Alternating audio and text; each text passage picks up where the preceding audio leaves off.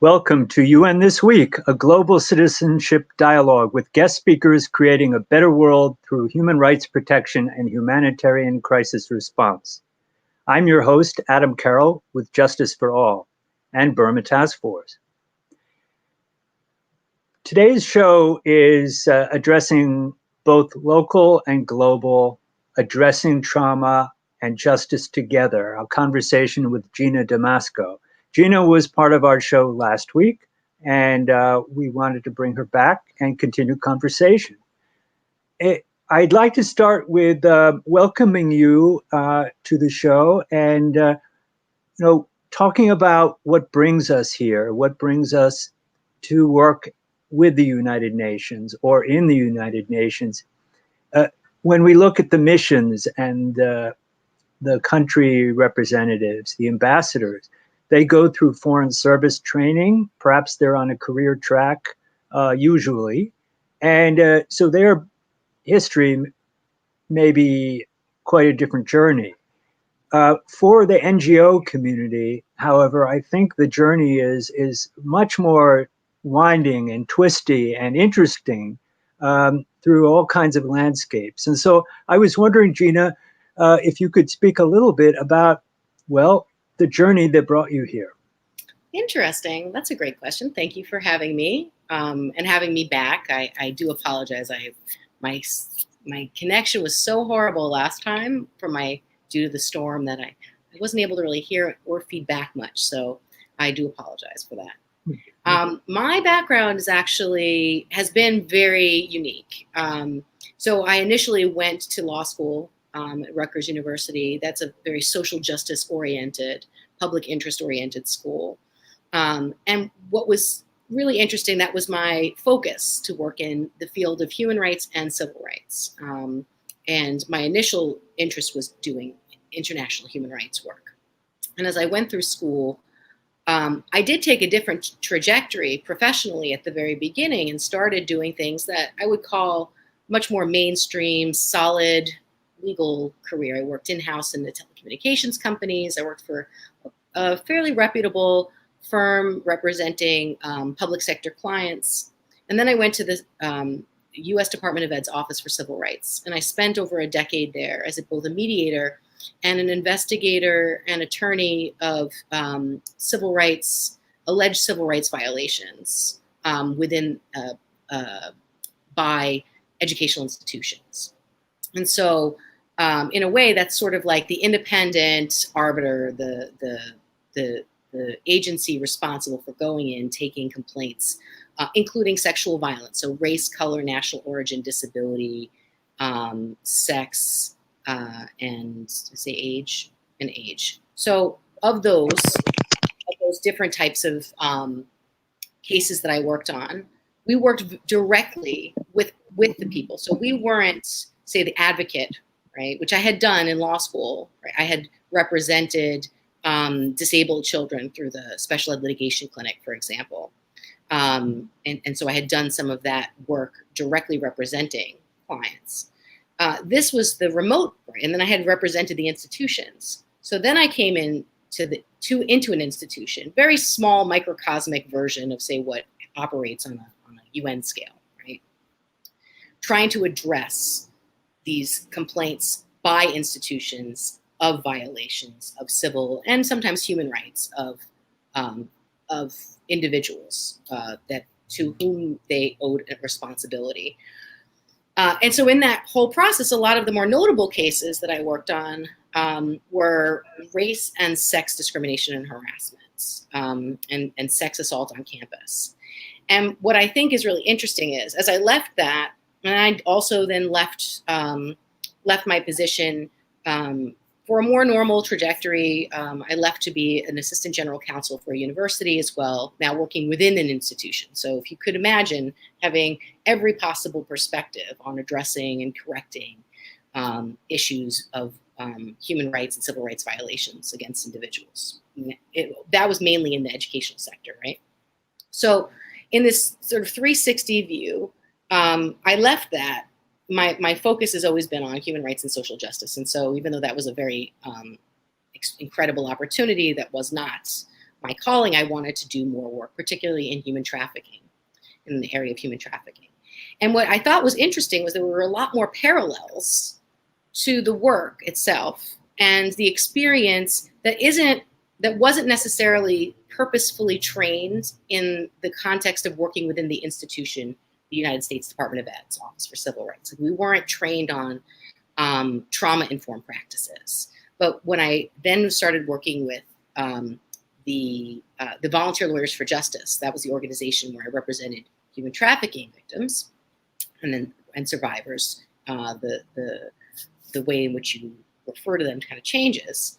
I noticed parallels, which have later been recognized under the auspice, under the term institutional betrayal, right? Trauma that relates to institutional betrayal.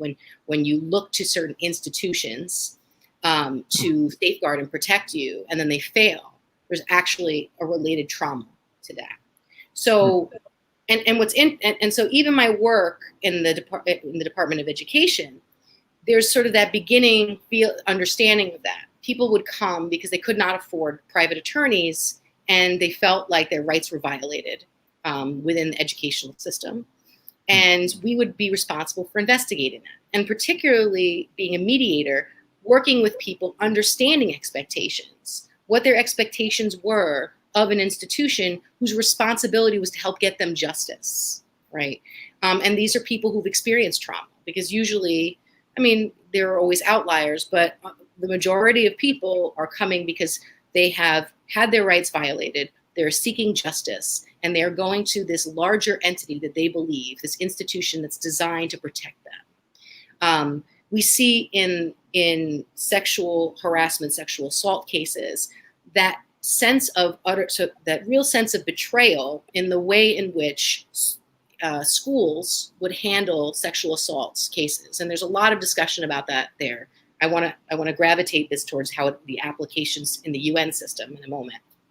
But not only was it evidence that there were there was a compounded trauma due to what is now called, I think her name is Dr. Freud, and there was another person who really coined that term, where they've experienced the trauma of sexual assaults, they're re-traumatized by going through this process, and then there are these institutional failures and the inability or failure to protect them in that process. And what would happen in many of the educational institutions was that these would go on for a really long period of time. They wouldn't really get effective justice. It would prevent their ability to meaningfully engage in school, in their programs. Sometimes it would be more punitive on the person who was assaulted by separating the parties. And so the student who had been subjected to sexual violence would then have to go to school with her abuser, or feel like there wasn't real adequate response. And what I'm going to note, which is very interesting, and it was written up, I believe, in a Rolling Stone argument while I was working there, not about one of my cases, is something that I feel will also apply to the UN system. So when they came to the Office of Human Rights at the US Department of Ed, they looked to us to help them. And a lot of the community, the advocacy community for sexual assault victims who were seeking a redress and justice, for many years weren't even coming to my department. They were going straight to the courts. And I remember asking, why wouldn't you do that? We have procedures, we have protocols, we're set up to do that. We're the federal government. And it was an eye-opening experience for me to hear that many of them didn't want to do that because it would take so long. What would be the point? Right? So they would come and they'd file their complaint. They're in school for 4 years. Their lives need to move on. And by the time 180 days passes to evaluate an allegation, or the 60 days to evaluate, 180 days, maybe more, which is 6 months, to then do the investigation. And then if they monitor what the corrective actions were, if we even find the violations, because trauma would affect the way in which they could recall information, and it's too much to go into really here, but the way in which you evaluate credibility of evidence looks at how it lines up with surrounding facts and circumstances. Well, for a long time, I can tell you that there wasn't a lot of training for people who worked in that area, not some systemic training through the department, to teach people who were doing those investigations to understand the impact of trauma on memory recall, and how it would make it difficult to communicate with victims of trauma, of sexual assault and sexual violence, how you can then work with them. It would delay the process. It would complicate the process. So you have all of these factors in play. And at the end, there were oftentimes pretty unsatisfying results. And we had this really great experience when the last administration came in, and somebody who had been working in this area with the ACLU had come in and said, we're going to make this front and center. And every time a complaint would be filed, they would actually open it up to a whole university, a whole system-wide review and investigation. And it would take so long that the person who filed the complaint would then have to wait until the entire institution was investigated before their issue would be resolved. And that would take so many years. And that was the subject of a Rolling Stones piece, the Rolling Stone piece, where they said, where's the justice? So what really fascinated me about this experience and the idea of the sense of institutional betrayal as a further traumatizing experience is similar to, on this micro level, this national level, you have people who are seeking justice, seeking to correct a hostile environment, a dangerous environment, where they go to the people who are in power to help them, and that they're not receiving that help, to the UN system.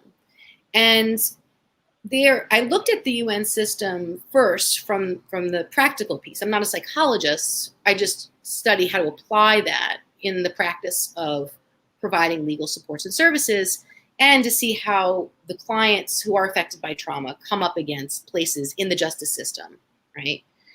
And so that's my main focus. And ultimately, my bottom line sort of belief system is centered around the fact that it's so complex and so widespread, the way trauma affects individuals, that people who come up against clients who need support, who need assistance, inevitably should be prepared for that in any respect.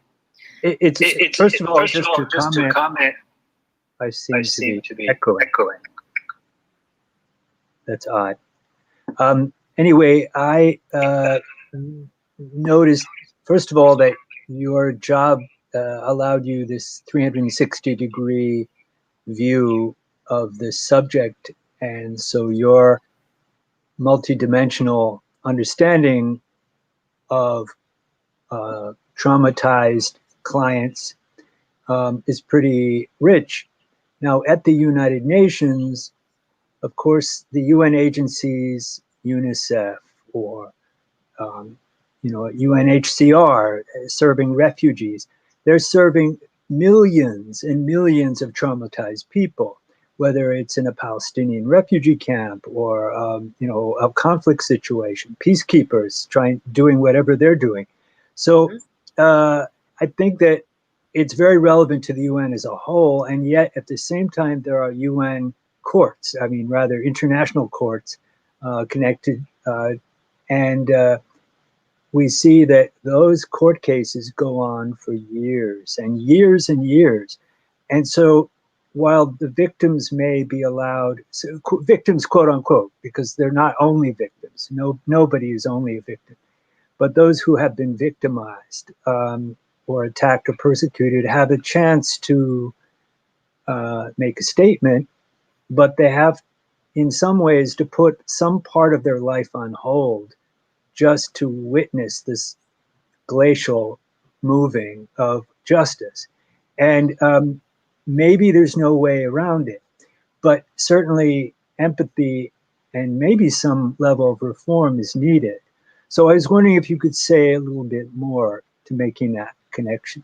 I'm very glad you asked that. So that is exactly sort of the point that I was thinking of, right? So if you look at an example, and my knowledge and experience is never going to touch on the depth that you have, but let me just give like sort of a basic overview of the timeline about where the UN system has come in and helped with justice system, I guess, with its to help provide its version of justice with the Rohingyas.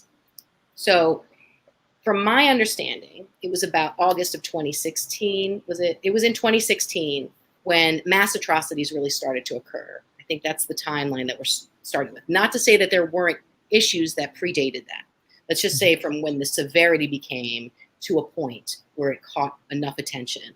Right. That was the first wave. And then you could say, and then the second major wave of mass dislocation was in August 2017. Yes. Exactly.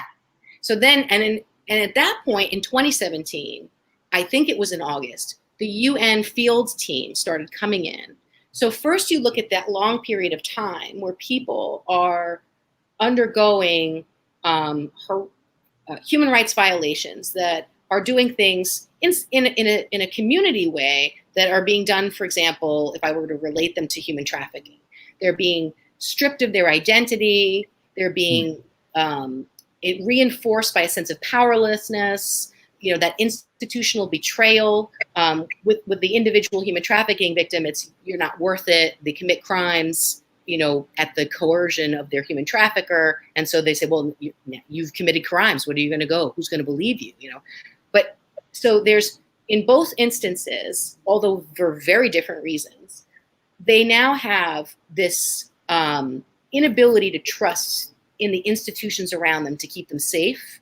They have no ability to establish to live in an identity that they've been born into, that they identify with. They're targeted for who they are, and their sense of community is specifically under attack, right? So, mass rapes of women, killing children, killing anybody, but then doing that in a way to degrade the nature, the very foundation of communities, to erase an identity, is occurring. And this is occurring for quite some time.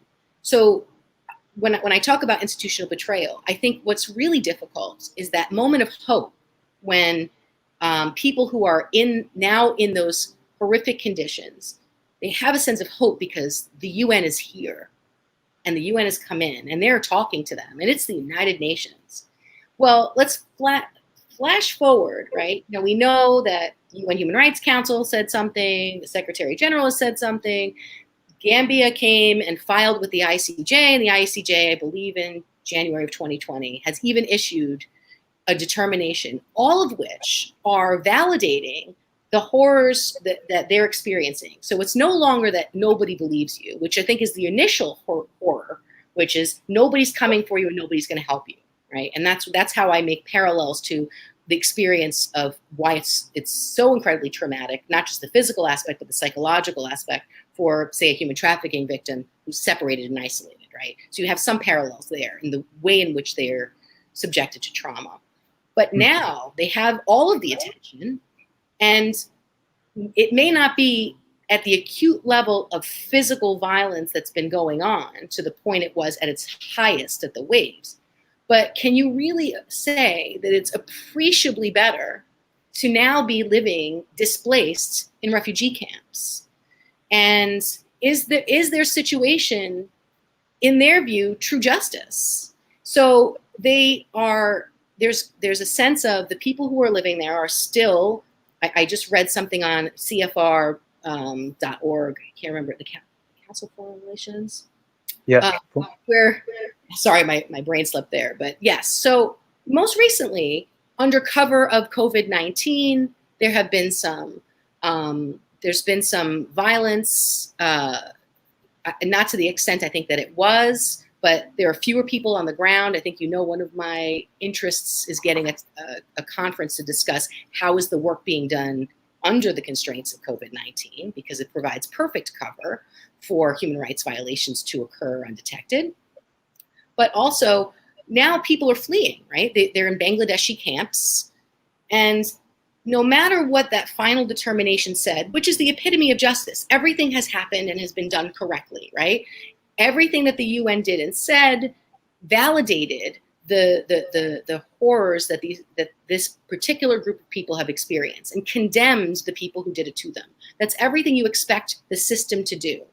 But ironically, now what the whole underpinning, the underlying harm that comes with genocide is defragment, like to fragment, to destabilize, to destroy a culture. Well, the diaspora that's now been created by people fleeing in refugee camps, and now Bangladesh, I think it was in April, maybe there was a concern that they weren't going to take any more people, and there were boats capsizing of refugees trying to get to Malaysia. That by itself, even not knowing what's going on in Rakhine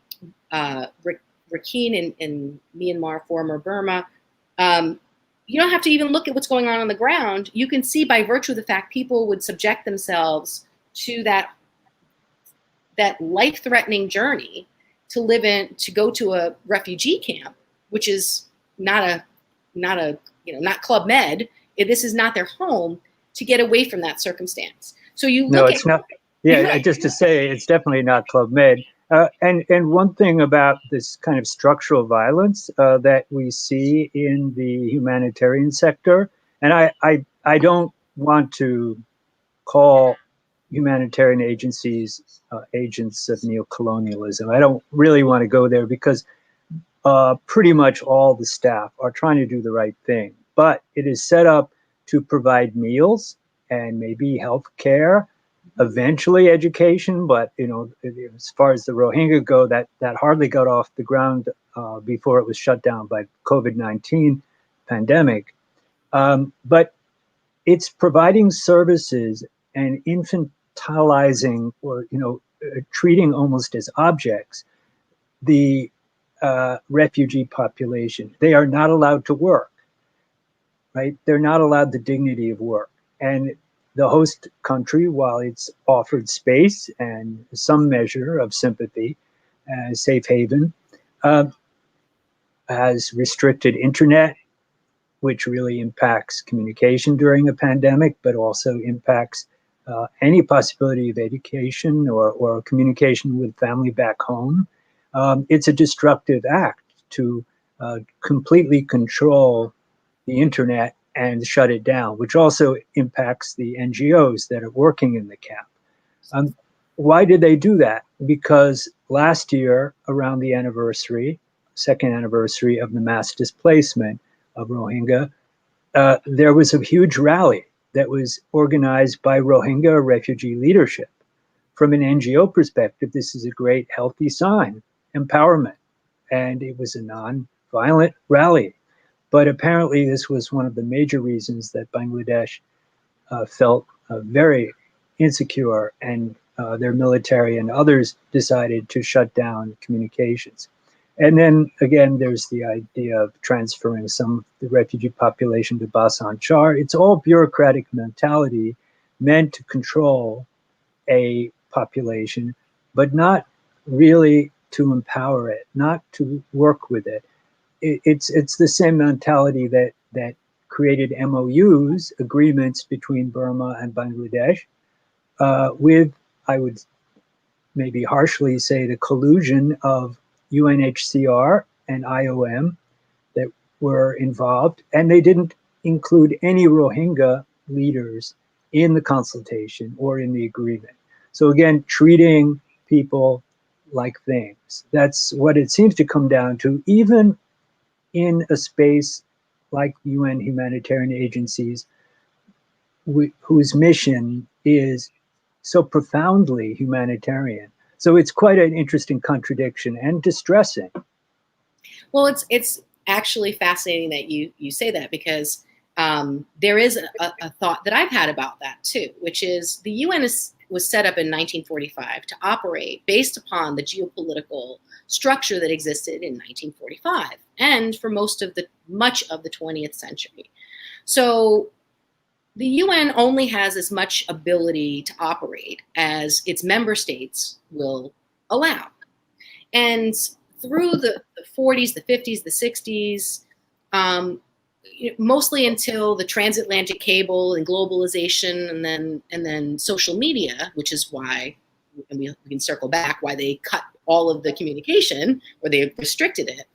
Most of that was necessarily channeled through heads of state, right? So when you wanted to mobilize money, influence, power, and diplomatic support, it had to go all the way through the one figurehead for each state, right? But what we see now in our, and that's the way the UN has been designed, right? You get paid by your country that they give you the money, and then you do things, and there's a little bit of a trade-off because you don't get the money if the country doesn't like you. You get a USA situation where then they start pulling out of things that they don't like, right? So, but what we've now come into, and what you sort of, what you touched on by talking about shutting down the internet, is that there's a lack of real appreciation for the way in which justice now works. So I'm a traditionalist, and I have been a traditionalist, and in the sense that I've always seen the way that the structures we've created have been designed to address injustice, especially with human rights. And in fact, in 2011, I had actually started an expensive, and then I had to drop out of it because it wasn't cost effective, master's at NYU, looking at, from a disciplinary approach, global justice mechanisms, social justice and civil rights, and how, and public policy, and how they all work together. Now that we have all of these institutions, but they really don't have they're all dependent on consent of the nation states to operate. So the first thing I ever learned in an international law course I took, actually was an undergrad at NYU, the professor said, the first thing he said was, there's no such thing as international law. And I thought, we all laughed, because they're like, what are you talking about? This is a class, it's international law. It exists solely at the pleasure of the countries who interact with, who engage through treaties, right? Now, yes, other people can sort of gang up, they can use diplomatic measures, but as you've noticed, there's a trend towards nationalism and a pull away from that international cooperative effort. The US is no longer in the UN Human Rights Council. It's no surprise that a lot of things have now escalated as they've left, because that force and that diplomatic intervention is not there. And we are having different results than, say, the Balkan states, when there were also ethnic cleansing. There was also ethnic cleansing and the fighting in the former Yugoslavia that broke apart. Why was that successful? Relatively so. Like, we don't still see refugee camps. We don't still see the things that we are seeing that extend for long periods of time, where now you have groups of people who are stateless and are living in refugee camps. When did that become sort of acceptable? And how did that tip from, is it because they were European? The same thing, with Holocaust survivors, where there was a place for them to go, where there is no place for the Rohingya, for example. We can joke and say, well, we'll get Jeffrey Epstein's old private island, and we'll put displaced refugees on their own island. But then that sort of encourages that behavior. So where does this leave us, right? Where does this leave us when you think about when you have an institution that has done everything within its mandate, within its power to do? I mean, again, when you look at the level of things that have happened, and all of that is supportive of what the Rohingya have experienced. And yet there is still, I would consider it still a failure, in the sense that they are not appreciably better. There is no reformance of their community. They're not now part of any society. They're stateless, and how are they not still suffering? To answer the question from the beginning, how do you stop that? And I think where the real challenge lies is the UN's ability and understanding the ability to understand and adapt to the changing nature that gives rise to justice. One of the most fascinating things to me is the power of social media as justice, as a major change for justice. I see there's a studio break going to be coming in a second, or a station break. But I'll go on to talk about the parallels between what happened with first the Arab Spring, but more importantly with Black Lives Matter and the most recent movements, and how that is paralleling or almost eclipsing what the UN has been doing as far as Okay. justice. That would be great. In fact, we're having a very brief station break. So this is Adam Carroll with Justice for All, and we will be right back after this very short pause.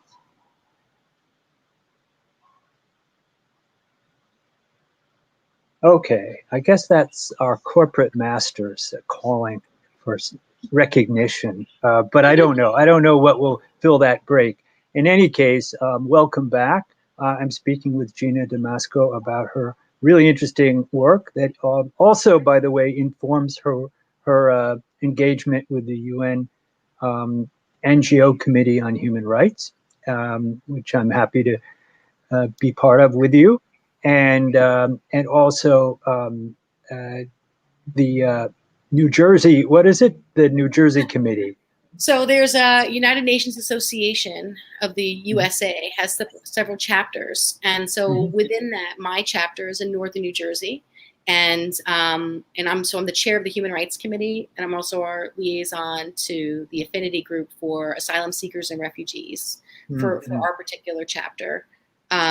So yes, I do that. I'm also a board member and done some work advocacy at the UN through the civil society units, and the conference last year, the Civil Society Conference at the UN with the UUs.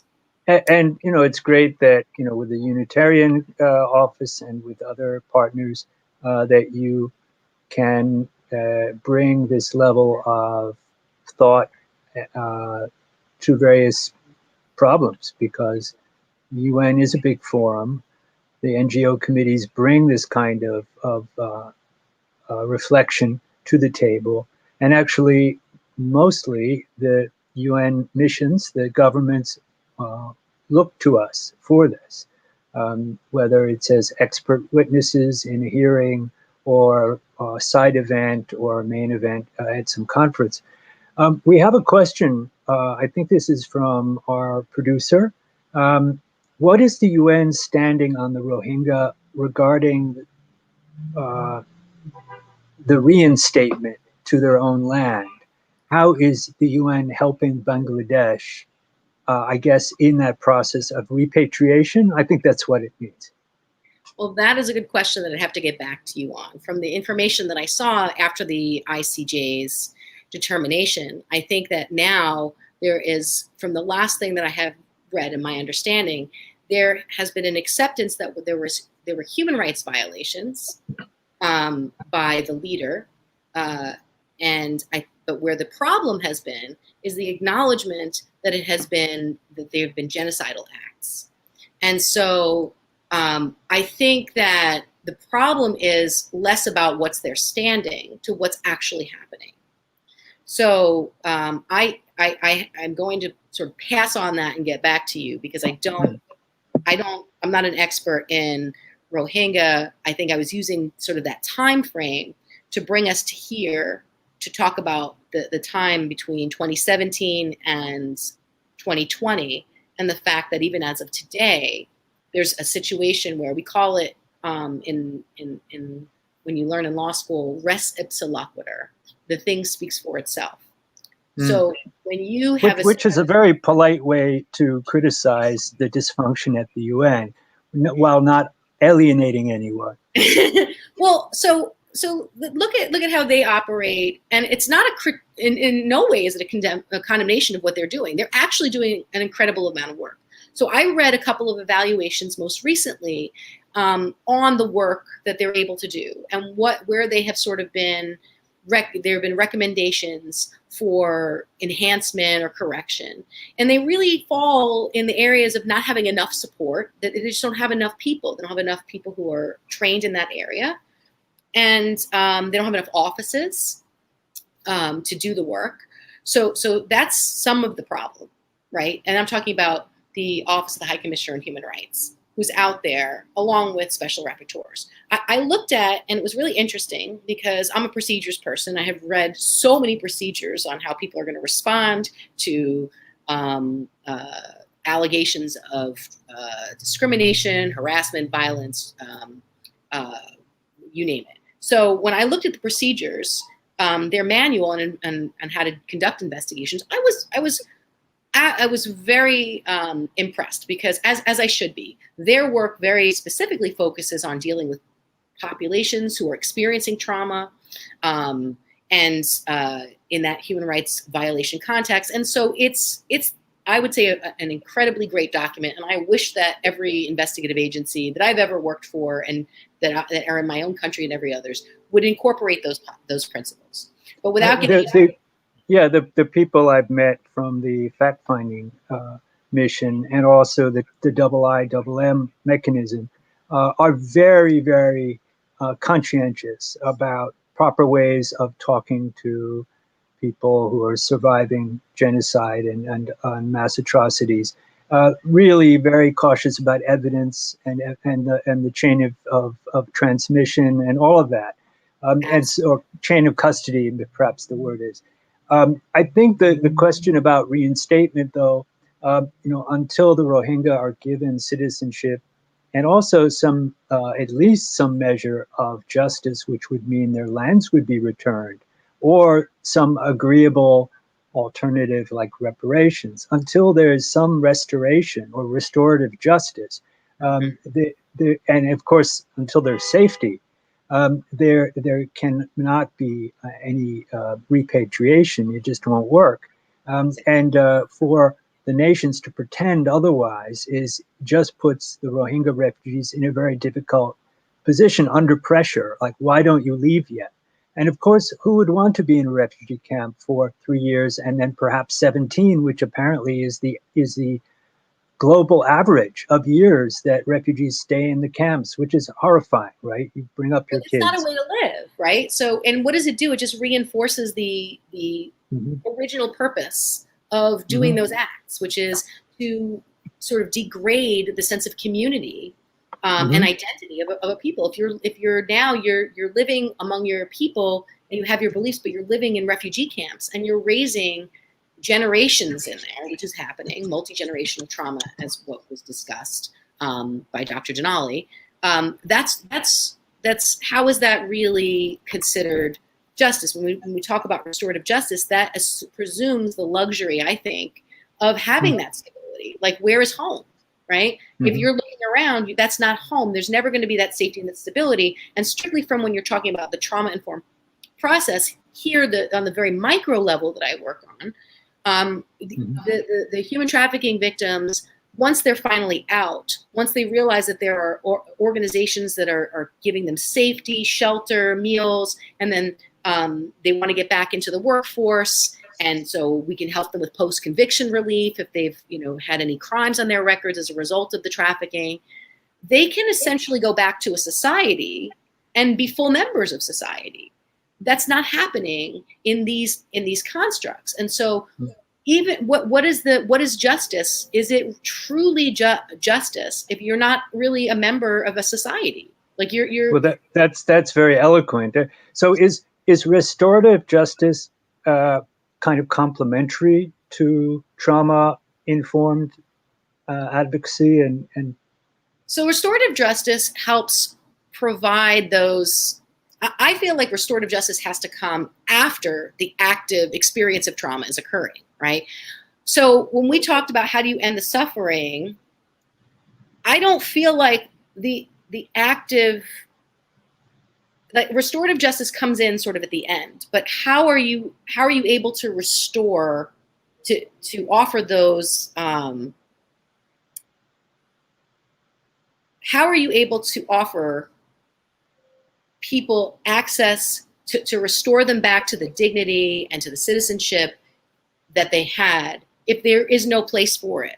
I think I'm so sorry that I'm stumbling over my words. It's such a bigger concept than what I'm sort of trying to think about. And I think the reason why it's difficult to fathom is because the way in which things are operating now aren't conducive to that. So, like I said, everything was done the way in the way you would hope and expect it to be when it came to the situation. All of the procedures were, even though it took a long time, maybe due process standards in the US would have hopefully taken less time, but theoretically, that was the time it took to conduct those investigations and to do that work.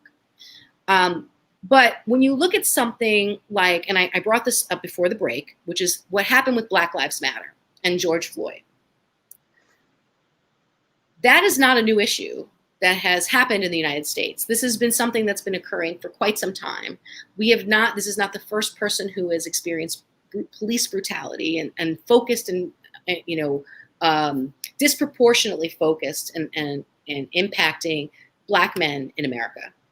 Okay. So why all of a sudden did it become a global movement, and were there serious discussions at different levels, not only about making changes, systemic changes, policy changes, politicians and celebrities were coming out, and there was actual money coming from companies to support this, right? And influence things that had traditionally been things that were only available through heads of state in the 40s and 50s. The way in which influence and justice occur is shifting because people are forming identities ideologically transnationally, thanks to virtual connections, right? So there were marches for Black Lives Matter in countries all over the world where people were marching in streets, but this didn't directly affect them. And I think where the power is, and then because of that, things happened very quickly. There was a statement about, what happened fairly quickly by the UN about what happened with George Floyd, much quicker than it took to get boots on the ground with the Rohingya. Now, why is that? Because I think that the thing is, there needs to be a meaningful understanding of the shift and how things work. It's no longer the original, Hobbes's Leviathan, John Locke, J.S. Mill, Rousseau, the sense of the state, and the concept. This was way before people had social media and before movements could occur, and justice could be affected just by connecting with people in real time across the world. And things are happening faster. I think that first, the UN, to address that point of how does this work, the UN needs to find a way to position itself that way, because that's how you change the figureheads at sorry, are we going over time? Actually, we have an interesting technical issue, and so we're going to end in just about 2 minutes. Our producer is having some mysterious problems. He said some kind of other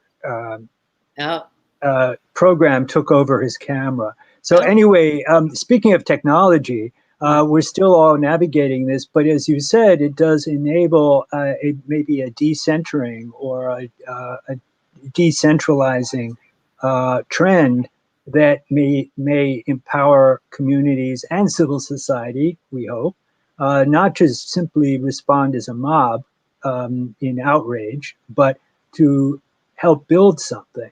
And hopefully that can be embraced by the United Nations system and not seen as a threat. And I think that you're right to identify this global trend as very relevant to UN work. So we're going to really end for that already. And it should be there as long as the political will. Volunteers, they can be bringing more resources to absorb some of the loss of finances, and also have civil society units that can be bolstered. There are a number of things that they can sort of capitalize on this. It might help save the day, especially at this time of lockdown. But so that reminds me that we do have a rally coming up, speaking of Rohingya, for the third anniversary of the mass displacement of 2017. And hopefully you'll go to the site and register.